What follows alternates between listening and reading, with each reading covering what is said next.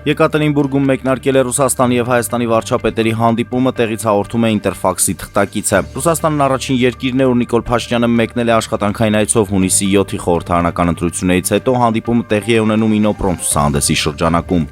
Արտադրության նախարարի տեղակալ Աննա Կարապետյանի համանախագահությամբ եւ շահագրգիռ պետական մարմինների բարձրաստիճան մասնակցությամբ տեղի է ունեցել Հայաստան-Եվրոպական միության արտադրության ազատության եւ անվտանգության հարցերով ենթակոմիտեի 15-րդ նիստը։ Նիստի ընթացքում կողմերը քննարկել են Հայաստան-Եվրոպական միություն համագործակցության օրակարգի առանցքային ուղղությունները։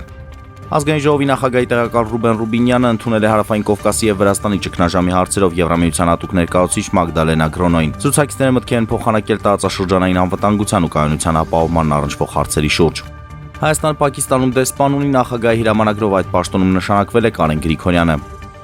Ալեքսանդր Լուկաշենկոն հայտարարել է, որ Ուկրաինայում հակամարտության երկարաձգմանը ձգտում է միջազգային պատերազմի կուսակցությունը մեղադրելով Եվրամիությանը ռազմականացման քաղաքականություն վարելու մեջ։ Լուկաշենկոն նշել է՝ մեզ պատերազմ պետք չէ։ ՈՒԵՖԱ-ն քննադատել է ՖԻՖԱ-ի որոշումը բալոգունի որակազրկումը չեղարկելու վերաբերյալ։ ՈՒԵՖԱ-ն խիստ քննադատության է ենթարկել ՖԻՖԱ-ի որոշումն ԱՄՆ հավաքականի հարձակվող Ֆոլարին բալոգունի կարմիր քարտի պատճառով սահմանված որակազրկումը չեղարկելու վերաբերյալ։ Հիշեցնենք, որ այս քայլին ՖԻՖԱ-ն գնացել է ԱՄՆ նախագահ Դոնալդ Թրամփի հարցը վերանայելու պահանջից հետո։